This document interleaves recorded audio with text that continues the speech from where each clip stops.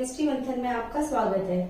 देखिए हम last class में रक्त परिसंचरण तंत्र या मानव में परिसंचरण तंत्र या सर्कुलेटरी सिस्टम के बारे में पढ़ रहे थे और आज हम सर्कुलेटरी सिस्टम के अंतर्गत ब्लड ग्रुप या रक्त समूह के बारे में पढ़ेंगे। तो हमारा जो टॉपिक है वो क्या है?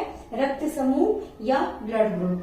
तो देखिए सभी प्राणियों में, सभी मनुष्यों में अलग अलग प्रकार का अलग अलग समूहों के जो रक्त हैं वो पाए जाते हैं। अब अलग अलग समूहों का जो रक्त है या ब्लड है वो सभी प्राणियों में अलग अलग पाया जाता है, ठीक है। और उन रक्त जो समूह है, ब्लड ग्रुप है, उनका जो निर्धारण होता है वो किसके द्वारा होता है? एंटीजन की उपस्थिति या अनुपस्थिति के आधार पर, ठीक है। अब देखिए जो ब्लड ग्रुप है, जो ब्लड है जो ब्लड होता है, रक्त होता है, उसके अंतर्गत क्या होते हैं? एंटीजन पाए जाते हैं और एंटीजन के विपरीत क्या बनते हैं? एंटीबॉडी बनते हैं। तो देखिए जो ब्लड ग्रुप है, मुख्य रूप से एक साइंटिस्ट थे लैंडस्टीनर। उन्होंने रक्त समूह के बारे में बताया, रक्त समूह के बारे में बताया और उन्होंने बताया कि जो ब्लड है, रक्त है, उसमें एंटीजन की उपस्थिति और अनुपस्थिति के आधार पर ही जो समूह है उनका निर्धारण होता है। मनुष्यों में देखिए मुख्य रूप से दो प्रकार के एंटीजन पाए जाते हैं, ठीक है। जो रक्त कणिकाएं या रुधिर कणिकाएं होती हैं उन पर दो प्रकार के एंटीजन पाए जाते हैं, ठीक है। कौन कौन से? एक तो ए एंटीजन और एक बी एंटीजन, ठीक है। ए और बी एंटीजन पाए जाते हैं। उसके अलावा जो एंटीजन तंत्र है वो दो प्रकार का होता है। कौन कौन सा होता है? एक तो होता है एबीओ तंत्र और एक होता है आरएच तंत्र। कौन सा? एक होता है एबीओ तंत्र और एक होता है आरएच तंत्र, ठीक है। अब देखिए एबीओ तंत्र और आरएच तंत्र में क्या है कि एबीओ जो ब्लड ग्रुप है, एबीओ एंटीजन के आधार पर ब्लड ग्रुप जो है वो किस तरह से निर्धारित होता है कि किसी भी प्राणी के अंदर दो प्रकार के एंटीजन पाए जाएंगे, एक तो एंटीजन ए और एक एंटीजन बी। तो देखिए रुधिर कणिकाओं की सतह पर, रुधिर कणिका है जैसे कोई, ठीक है ना, ब्लड सेल है, उसकी सतह के ऊपर क्या पाया जाएगा? एंटीजन पाया जाएगा और उस एंटीजन के विपरीत क्या बनेगा? ब्लड के अंदर जो एंटीबॉडी है वो बनता है। मान लीजिए जो एंटीजन है वो दो प्रकार के होते हैं। कौन कौन से? एक होता है एंटीजन ए और एक होता है एंटीजन बी, ठीक है। ये जो ब्लड सेल्स है, रुधिर कणिका है, उसकी सतह के ऊपर एंटीजन ए और एंटीजन बी पाए जाएंगे, ठीक है ना। जो एंटीजन होते हैं वो क्या होते हैं? ग्लाइकोप्रोटीन होते हैं, ठीक है।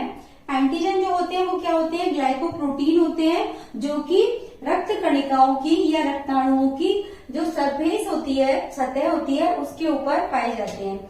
लेकिन बॉडी के अंदर जो प्लाज्मा होता है उनमें इन जो एंटीजन है या प्रतिजन होते हैं उनके विपरीत क्या बनते हैं? एंटीबॉडी बनते हैं।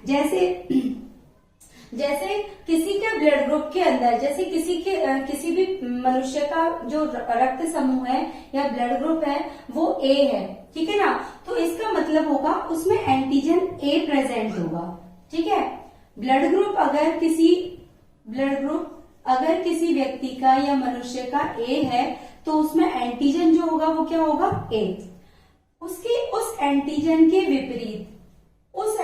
के विपरीत उसके प्लाज्मा के अंदर एंटीबॉडी बनेंगे और उस एंटीबॉडी का नाम क्या होगा? बी। मान लीजिए जो एंटीबॉडी है उसको स्मॉल से डिनोट कर रहे हैं और एंटीजन है उसको कैपिटल से। तो यदि किसी व्यक्ति का जो ब्लड ग्रुप है वो ए है, रक्त समूह ए है, ठीक है ना। अब ए अगर उसका ब्लड ग्रुप है तो इसका मतलब होगा उसमें एंटीजन ए उपस्थित है, यानी कि एंटीजन की उपस्थिति या अनुपस्थिति के आधार पर उसके ब्लड ग्रुप का निर्धारण हुआ। यदि उसके ब्लड ग्रुप में, ब्लड के अंदर अगर एंटीजन ए उपस्थित पाया गया तो इसका मतलब है कि उस व्यक्ति का जो ब्लड ग्रुप है वो कौन सा है, ए है। ठीक है ना। अगर उस व्यक्ति का ब्लड ग्रुप ए है तो उसमें ए एंटीजन होगा और उसमें एंटीबॉडी जो है उस एंटीजन के विपरीत बनेगा, यानी कि एंटीबॉडी जो बन रहा है वो कौन सा बन रहा है, बी एंटीजन। ठीक है। अब देखिए, यदि किसी व्यक्ति यदि किसी मनुष्य का जो ब्लड ग्रुप है यानी कि रक्त समूह है, रक्त है, उस रक्त के अंदर एंटीजन बी पाया जाता है। ठीक है। अगर बी एंटीजन उपस्थित है उसके अंदर तो इसका मतलब है उस व्यक्ति का जो ब्लड ग्रुप है वो क्या होगा, ब्लड ग्रुप है वो क्या होगा, बी होगा, यदि उसमें बी एंटीजन उपस्थित है। ठीक है। अगर बी एंटीजन उसके अंदर उपस्थित है तो इसका मतलब क्या हुआ, उसके अंदर कौन सा एंटीबॉडी होगा, ए एंटीबॉडी। ठीक है। उसके अंदर ए एंटीबॉडी पाया जाएगा, यानी कि इस एंटीजन बी के विपरीत जो एंटीबॉडी बनेगा वो होगा कौन सा, एंटीबॉडी ए। ठीक है। इसमें एंटीबॉडी क्या होगा, एंटीबॉडी क्या होगा, बी, क्योंकि एंटीजन कौन सा पाया गया, ए एंटीजन, लेकिन उसके विपरीत जो एंटीबॉडी बना वो कौन सा, बी एंटीबॉडी। और इसमें अगर ब्लड ग्रुप अगर बी है तो इसका मतलब ये है कि उसमें जो एंटीबॉडी है वो कौन सा पाया जाएगा, ए एंटीबॉडी पाया जाएगा। तो एंटीबॉडी की उपस्थिति और अनुपस्थिति के आधार पर क्या होते हैं, जो ब्लड ग्रुप होते हैं उनका निर्धारण किया जाता है। ठीक है। अब देखिए, जो एंटीजन एंटीबॉडी है वो क्या करते हैं, एक दूसरे के प्रति क्या करते हैं, क्रिया करते हैं। यदि किसी मनुष्य को उसके ब्लड ग्रुप के विपरीत, यदि किसी मनुष्य को उसके ब्लड ग्रुप के विपरीत बिना जांच किए उसको ब्लड चढ़ा दिया जाए और वो उसके ब्लड के विपरीत है, यानी कि ए ग्रुप वाले व्यक्ति को यदि बी ग्रुप वाला या बी ब्लड ग्रुप वाला जो समूह ब्लड है वो अगर चढ़ा दिया जाए, डोनेट कर दिया जाए, तो उस व्यक्ति के बॉडी ब्लड के अंदर क्लॉटिंग हो जाएगी या उसमें थक्का जम जाएगा, जिस कारण से क्या होगा, उस व्यक्ति की या मनुष्य की मृत्यु हो जाएगी। इसलिए क्या है कि ब्लड चढ़ाने से पहले, किसी भी मनुष्य पर ब्लड चढ़ाने से पहले उसको ब्लड ग्रुप का मिलान किया जाता है कि कौन कौन से ब्लड ग्रुप है कि जो ब्लड है वो उस पर डोनेट किया जा सकता है या उसको चढ़ाया जा सकता है। तो देखिए, एंटीजन की उपस्थिति और अनुपस्थिति के आधार पर देखिए जो ब्लड ग्रुप है वो कितने प्रकार के होते हैं, 4 प्रकार के। ठीक है। इनके बारे में बताया किसने था, लैंडस्टीनर साइंटिस्ट ने। किसने, लैंडस्टीनर साइंटिस्ट ने। किसके बारे में, रक्त समूह के बारे में। ठीक है ना, रक्त समूह के बारे में। तो देखिए, एंटीजन की उपस्थिति या अनुपस्थिति के आधार पर, एंटीजन की उपस्थिति या अनुपस्थिति के आधार पर, उपस्थिति या अनुपस्थिति के आधार पर, अनुपस्थिति के आधार पर जो रक्त समूह है वह कितने, 4 प्रकार के होते हैं। ठीक है। एंटीजन की उपस्थिति या अनुपस्थिति के आधार पर जो रक्त समूह है वो 4 प्रकार के होते हैं मुख्य रूप से।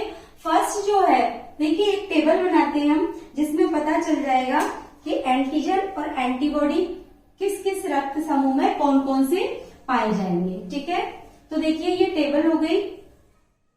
इसमें सबसे पहले यहाँ होगा रक्त समूह, यहाँ होगा रक्त समूह। देखिए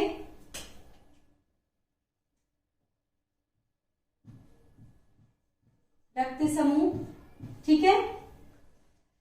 यहाँ होगा एंटीजन, एंटीजन या प्रतिजन बोलते हैं इसको, एंटीजन या प्रतिजन, प्रतिजन। ठीक है। इसके बाद में एंटीबॉडी, एंटीजन या प्रतिजन, प्रतिजन। रक्त समूह या ब्लड ग्रुप, ब्लड ग्रुप। ठीक है। एंटीजन या प्रतिजन। ठीक है।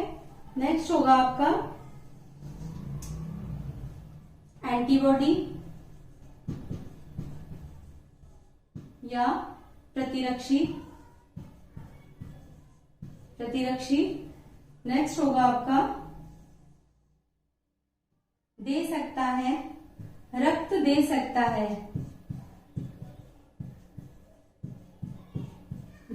है, ठीक है, और रक्त ले सकता है, रक्त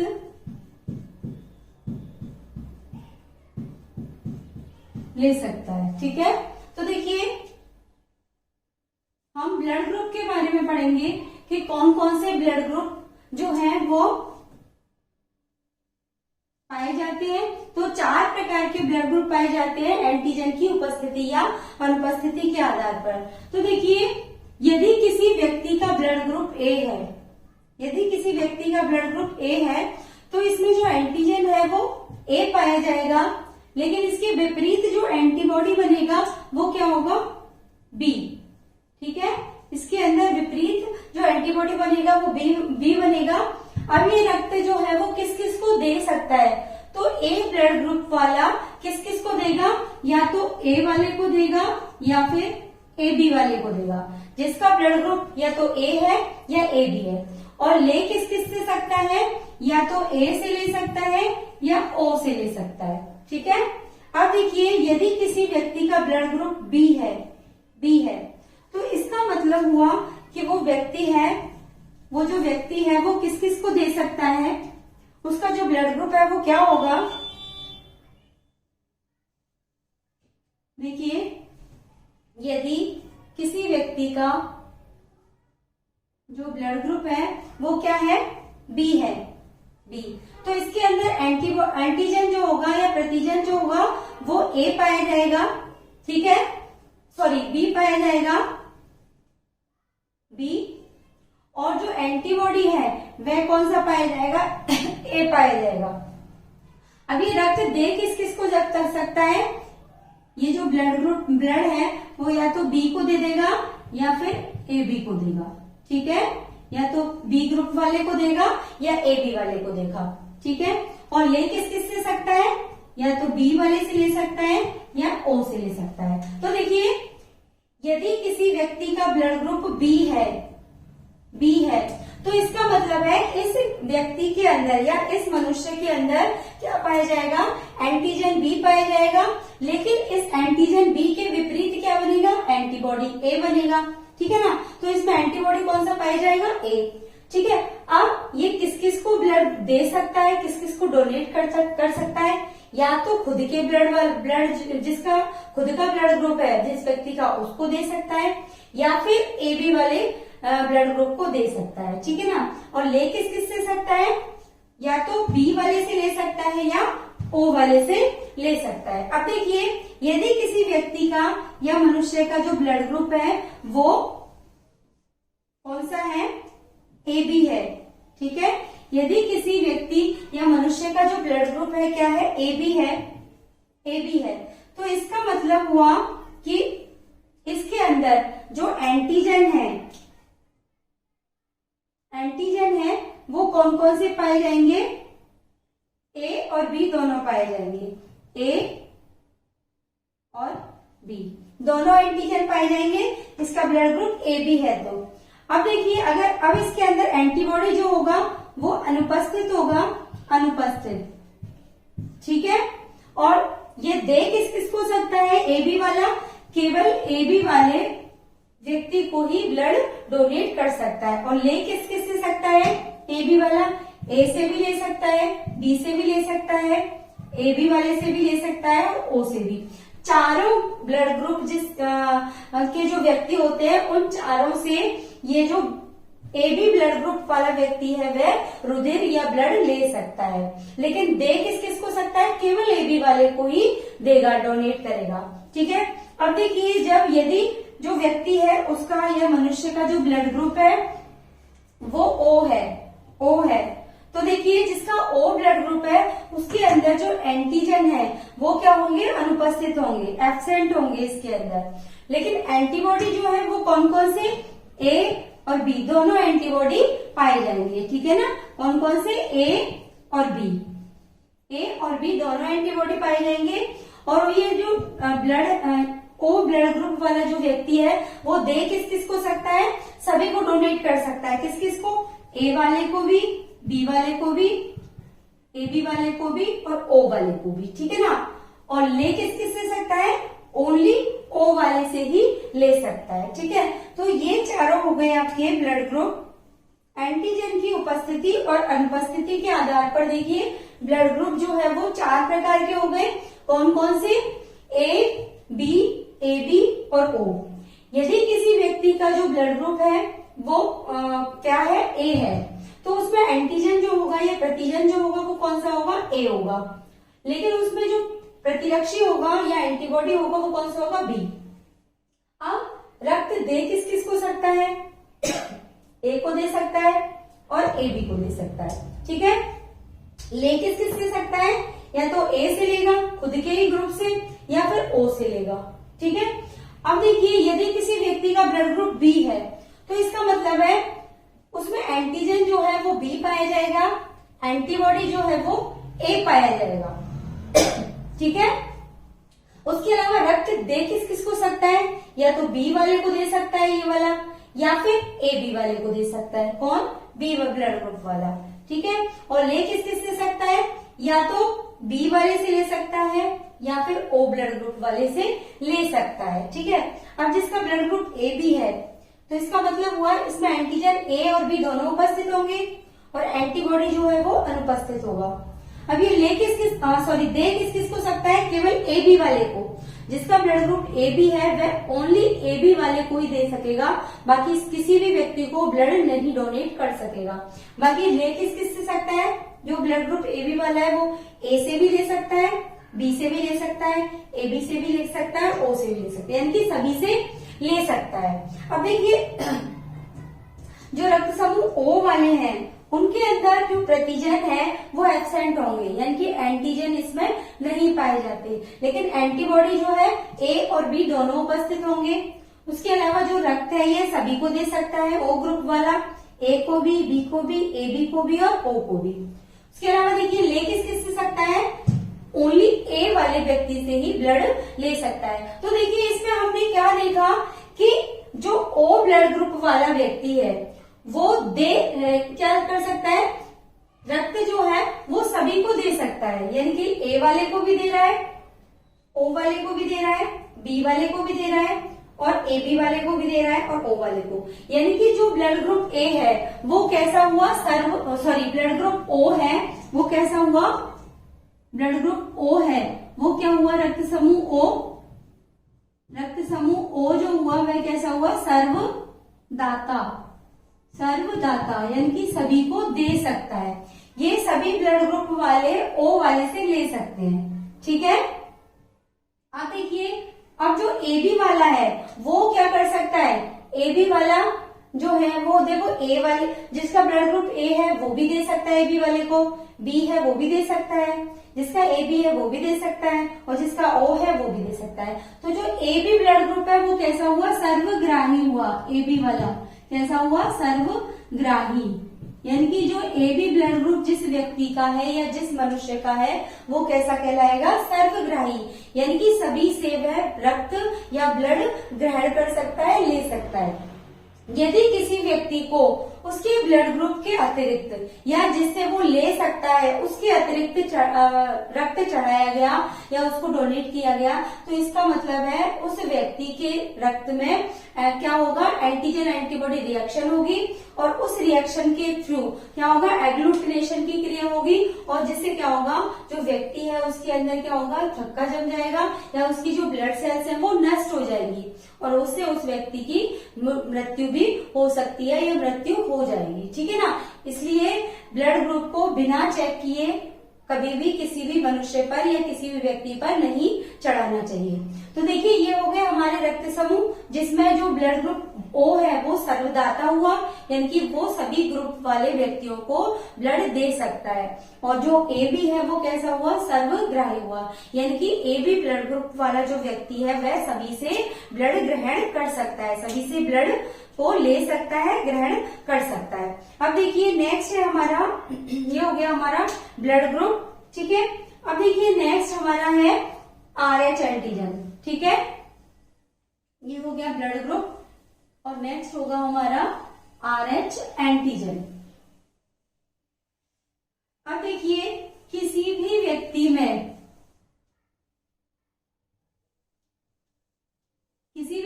में जो RH एंटीजन है वो उपस्थित है, अगर मैंने बताया था आपको अभी कौन कौन से एंटीजन हो सकते हैं, एबीओ तंत्र में पाया जाता है एक तो एबीओ तंत्र का, और एक पाया जाता है RH तंत्र का। ठीक है, तो एबीओ का हम पढ़ चुके हैं, अब हम पढ़ेंगे RH वाला। तो देखिए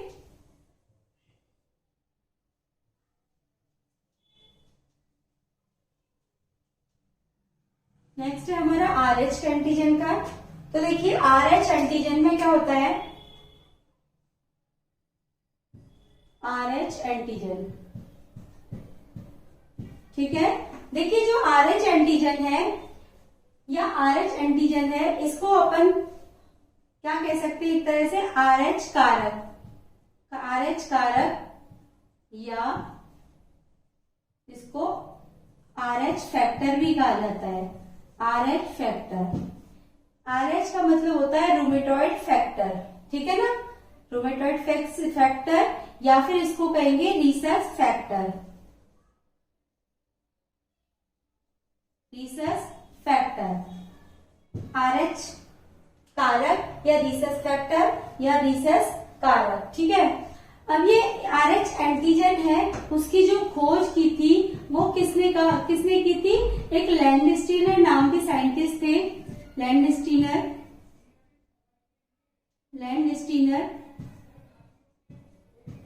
उन्होंने 1904 में इस RH कारक की या RH फैक्टर की खोज की। ठीक है ना, और उन्होंने किसके अंदर की थी, RH फैक्टर की या रीसस फैक्टर की, रीसस नामक बंदर में। ठीक है, तो रीसस नामक बंदर में लैंडस्टीनर ने 1904 में रीसस नामक बंदर के अंदर RH फैक्टर की खोज की, डिस्कवर किया इसको। ठीक है, लैंडस्टीनर नामक साइंटिस्ट है, उन्होंने बताया कि जो RH फैक्टर है वह यदि किसी व्यक्ति में या किसी प्राणी में उपस्थित है तो इसका मतलब है कि वह RH पॉजिटिव होगा, और यदि RH फैक्टर अनुपस्थित है तो इसका मतलब है वो व्यक्ति या वो मनुष्य जो होगा वो कैसा होगा, RH नेगेटिव होगा।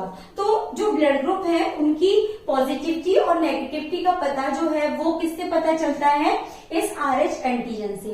तो ब्लड ग्रुप अगर किसी के ब्लड के अंदर RH एंटीजन जो है वो उपस्थित है तो उसका जो ब्लड ग्रुप है वो कैसा होगा, वो पॉजिटिव ब्लड ग्रुप होगा, और यदि RH फैक्टर अनुपस्थित है तो वो कैसा होगा, नेगेटिव ब्लड ग्रुप वाला व्यक्ति होगा। तो उस RH फैक्टर की वजह से ही उसकी पॉजिटिविटी या नेगेटिविटी का पता चलता है। अब देखिए जो RH फैक्टर है वो मुख्य रूप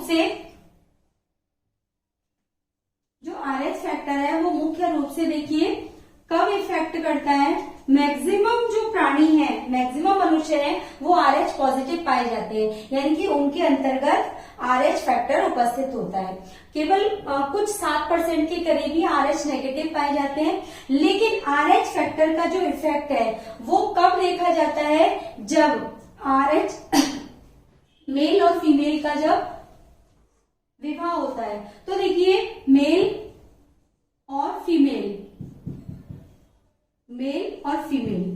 यदि मेल जो है वो RH पॉजिटिव है और फीमेल जो है वो RH नेगेटिव है, तो वो जो शादी है वो सही नहीं होगी। क्यों? क्योंकि मैं अभी बताऊंगी कि उससे क्या इफेक्ट पड़ेगा। यदि मेल RH पॉजिटिव है और फीमेल RH पॉजिटिव है तो सही होगी। यदि मेल RH नेगेटिव है, फीमेल RH पॉजिटिव है तो सही होगी। यदि मेल RH नेगेटिव है और फीमेल भी RH नेगेटिव है, ठीक है, तो इसका मतलब सही है।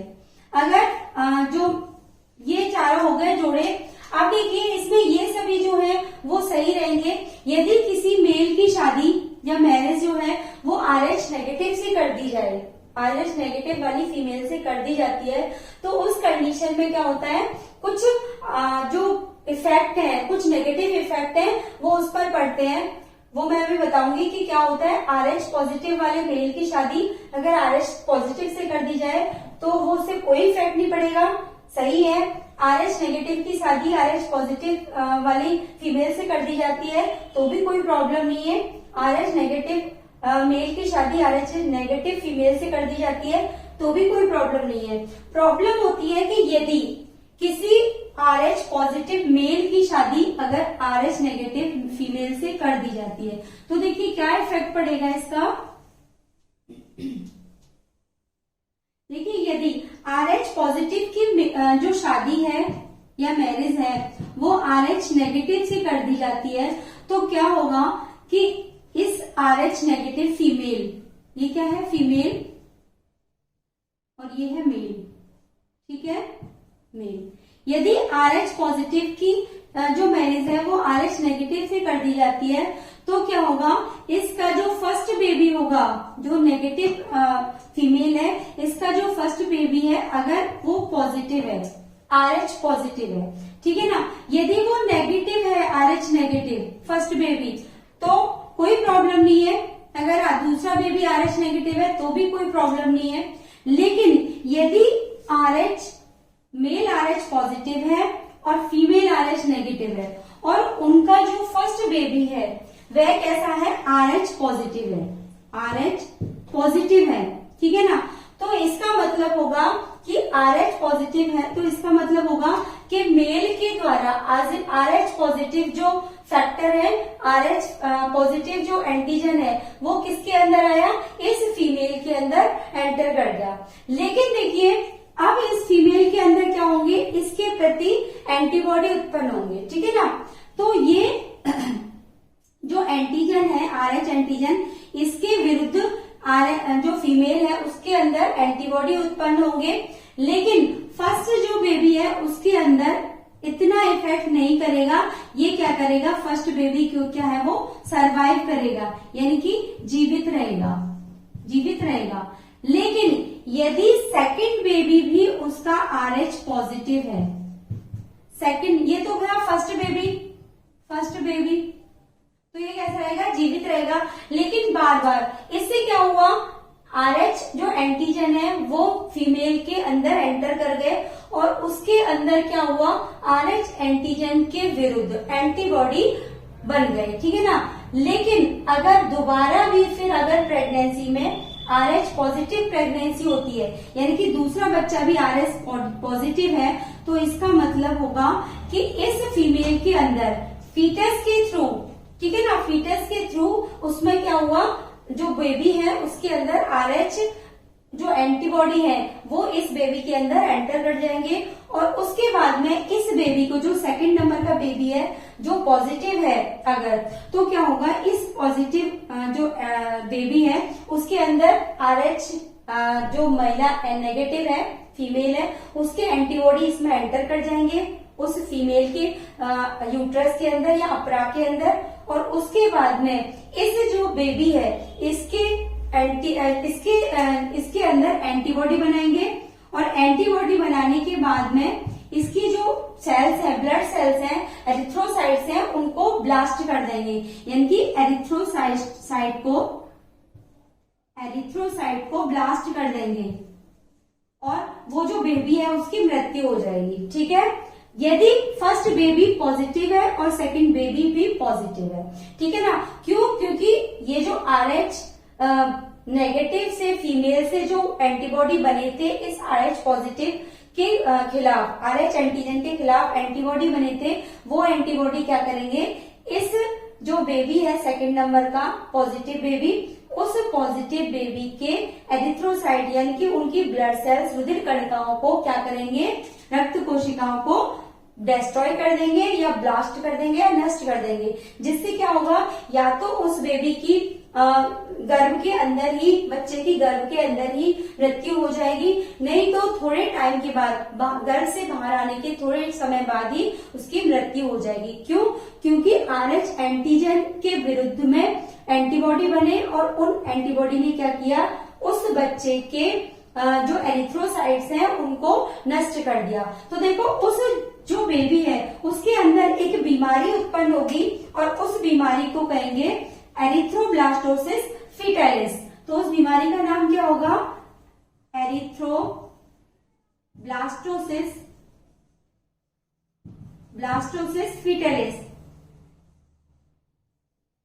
फीटैलिस। ठीक है, तो ये बीमारी उसके अंदर हो जाएगी। किसके अंदर? उस बच्चे के अंदर एरिथ्रोब्लास्टोसिस फीटैलिस।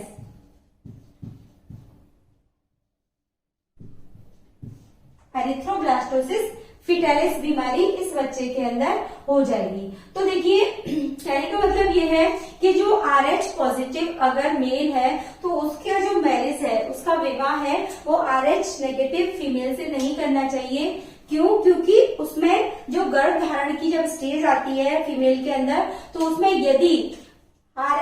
यदि पुरुष से या मेल से RH पॉजिटिव उस फीमेल के यूट्रस में आ जाते हैं या उस बेबी के अंदर आ जाते हैं, तो इसका मतलब होगा कि वह बेबी RH पॉजिटिव होगा।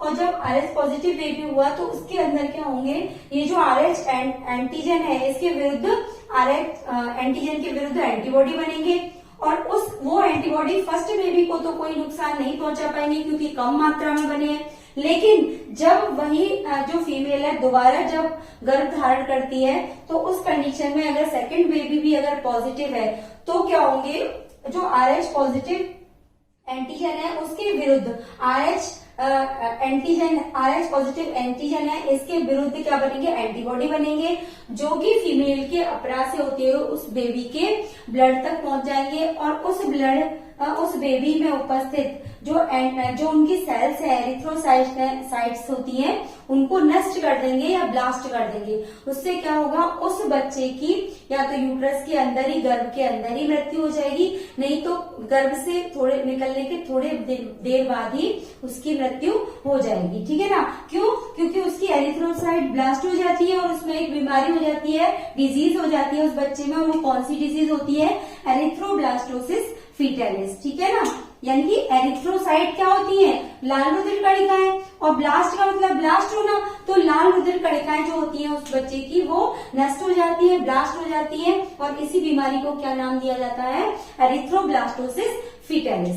ठीक है, तो इसलिए कभी भी RH पॉजिटिव वाले फीमेल की शादी RH नेगेटिव से नहीं करनी चाहिए। ये बाय लक उसका होता है कि उस फीमेल के अंदर अगर नेगेटिव है वह, तो उसके बच्चे अगर नेगेटिव पैदा हो रहे हैं फर्स्ट और सेकंड, तो उसको कोई इफेक्ट नहीं होगी, कोई हानि नहीं होगा उन बच्चों को। लेकिन तब हानि होगी जब वो जो बच्चा है वो RH पॉजिटिव होगा। क्यों? क्योंकि RH एंटीजन उस बच्चे के अंदर आ जाते हैं, कहां से, मेल के थ्रू, और फिर उसके बाद में एंटीबॉडी बनते हैं जो उसको मार देते हैं, किल कर देते हैं उस बच्चे को। तो इस तरह से उसकी मृत्यु हो जाती है।